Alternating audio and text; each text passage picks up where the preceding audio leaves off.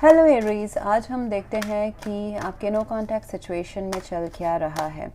आज हम देखेंगे आपके पार्टनर के फीलिंग्स एंड इंटेंशंस, क्या वो एक्शन लेने वाले हैं इस रिलेशनशिप का, इस महीने क्या फाइनल आउटकम, क्या स्टेटस रहने वाला है। एंड अगर कोई एडवाइस कार्ड चाहिए होगा तो वो भी हम निकालेंगे।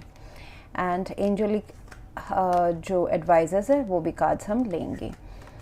एंड अगर आपको मेरा काम अच्छा लगता है you can consider subscribing to my channel. Subscribe करने के बाद में बेल नोटिफिकेशन ज़रूर ऑन रखें रीज, अदरवाइज़ मेरे वीडियोस आप तक पहुंचेंगे नहीं। अगर आप में से किसी को पेड पर्सनल रीडिंग करानी है और हीलिंग फॉर लाइफ का prediction with remedies and akashic records, past life regression, फिर चार्ज क्रिस्टल्स चाहिए आपको, you can reach out to me through my website. And अगर आप मेरे चैनल के मेंबर बनते हैं through the join button then you get exclusive perks, जिसमें से आप लाइव स्ट्रीम के दौरान मुझसे अपने सवाल, personal questions free of cost पूछ सकते हैं एंड उसके मैं सोल्यूशंस एंड अगर कुछ स्ट्रॉन्ग रेमेडीज चाहिए that also I will provide you. And बहुत सारे एक्सक्लूसिव रीडिंग्स होते हैं जो आपको रेजोनेट होंगे ज़्यादा and they will provide you more guidance, वो सिर्फ मेंबर्स के को ही विजिबल है। ओके, सो यहाँ पर मुझे आपके पर्सन को ना दिखाई दे रहा है कि they are waiting, I mean they are longing, वो कुछ अपने साइड से क्लियरेंस के लिए वेट कर रहे हैं, एक्सपेंशन चाहते हैं। एंड एक्सपेंशन के साथ साथ उनको पता है कि इस रिलेशनशिप में उनको फुल्ली इंडल्ज होना पड़ेगा, यानी कि शायद से आपको पाने के लिए कुछ खोना पड़ सकता है या फिर एक पैटर्न बदलना पड़ सकता है उनको, because with the full card I see that एक रिस्क लेना है जो वो पहले कभी लिए नहीं हैं अपने लव लाइफ में ही, वैसा मुझे दिखाई दे रहा है। इट्स देखिए with the two of cups ना इट इज़ नॉट आसान, ये आसान प्यार नहीं है आप दोनों के लिए ही मैं बोलूँगी। यहाँ पे प्यार बहुत स्ट्रॉन्ग है, एक दूसरे के साथ जीने की इच्छा, एक दूसरे को इस प्यार को एक चांस देने की इच्छा बहुत ज़्यादा है। But with the two of cups and fool it is not a usual love, ये कुछ अलग प्यार है जिसके लिए प्यार के साथ साथ शायद से बाहरी जो लॉजिस्टिकल प्रैक्टिकल दुनिया है उसमें भी कुछ बदलाव लाने की ज़रूरत है, जैसे कि एक प्रेजेंट लाइफस्टाइल छोड़ना या फिर उसको कॉम्प्रोमाइज़ करना या फिर एक रिस्क लेना प्यार में, जैसे कि आप दोनों के बीच में सोसाइटी बीच में आ सकती है या फिर नेम फेम, कोई सोशल मीडिया में बहुत ज़्यादा है एंड कोई इंट्रोवर्ट है वो बीच में आ सकता है, कोई चाइल्डिश है एंड दूसरा पर्सन काफ़ी मैच्योर्ड है वो बीच में आ सकता है, या फिर कोई एक पर्सन ऑलरेडी मैरिड है दूसरा नहीं है, it can be a complicated situation, वो बीच में आ रहा है। कास्ट, कल्चर, फाइनेंशियल स्टेटस, ये सारे बीच में आ सकते हैं।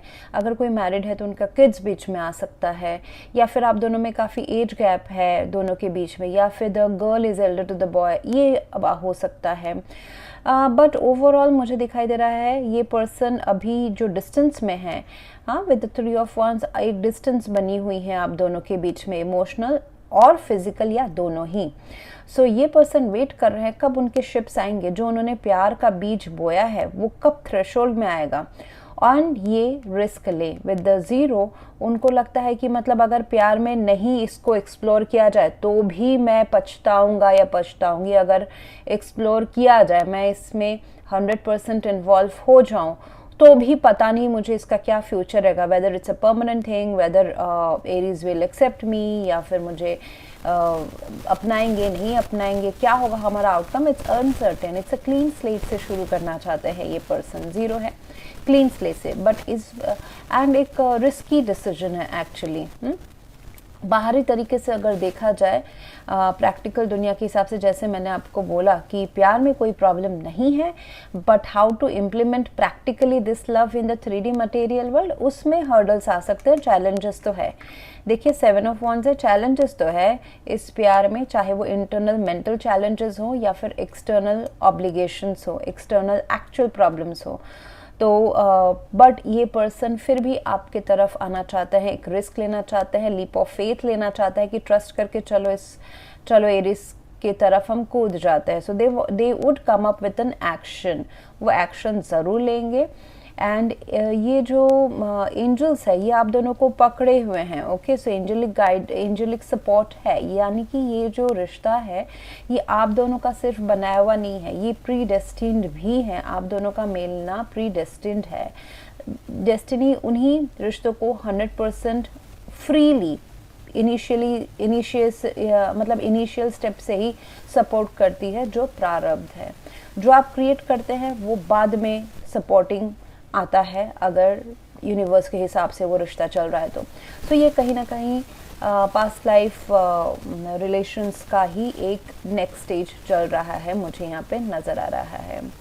आप जितना इस दूरी के बीच में अपने आप को सेल्फ रेस्पेक्ट, सेल्फ इंडल्जेंस में रहोगे, अपने आप के ऊपर ध्यान दोगे, ज़्यादा इस पर्सन के इस प्यार के ऊपर आप डिपेंडेंट नहीं शो करोगे, उतना ये पर्सन आपकी तरफ खींचे चले आएंगे।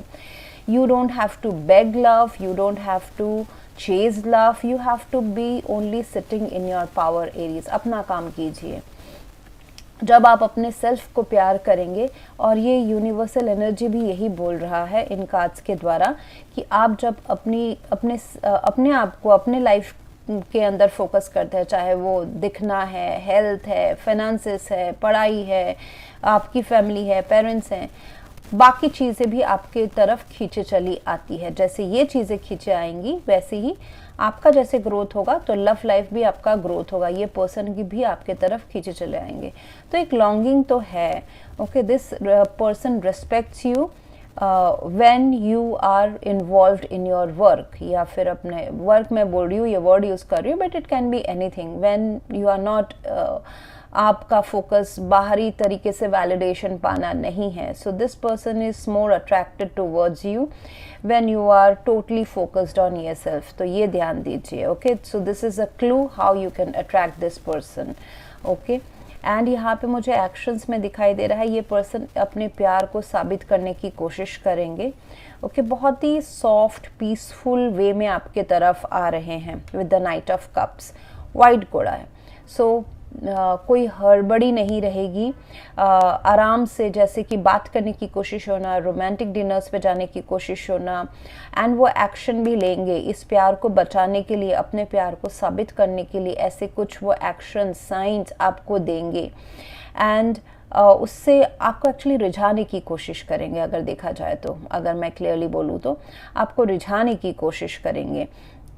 सो प्यार का एबंडेंस तो आ ही रहा है आपके तरफ, एंड अभी ये आपके ऊपर डिपेंड करता है कि आप इस प्यार को और आगे बढ़ाते हैं, या फिर आप अपने आप को रोक के रखते हैं और ज़्यादा कॉम्प्लिकेटेड करते हैं इस प्यार के लिए जर्नी, या फिर इस पर्सन के लिए। It depends on you. Okay, so ये पूरी डिसीजन जो है ये आपके ऊपर डिपेंड करता है कि ये पर्सन जब आपको रिझाने की कोशिश करते हैं, इस प्यार को अपने प्यार को साबित करने की कोशिश करते हैं, क्या आप 6 ऑफ वॉन्ड्स को होने देंगे, या फिर आप अभी भी इनसे थोड़ी सी दूरी बनाए रखेंगे, या फिर अपने होता है ना थोड़ा सा पैम्परिंग चाहिए, टेंट्रम्स से शो करेंगे। It depends on you.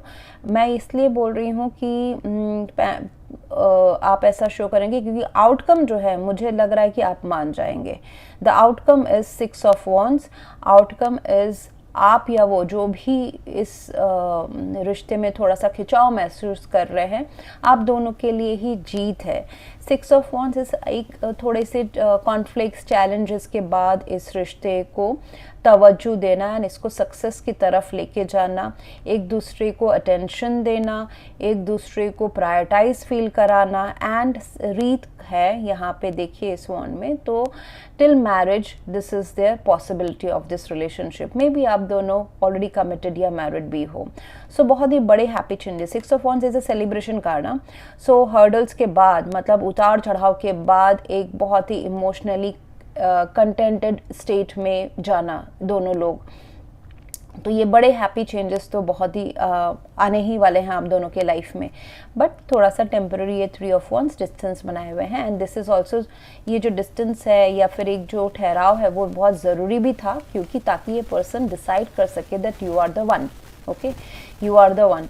वो अगर डिसीजन में अगर डुअलिटी था, हाँ ना, ऐसा अगर एक्शंस हो रहे थे, तो now this phase will make this relationship concrete. So thank you for watching. Please do like, share, comment and subscribe. Thank you.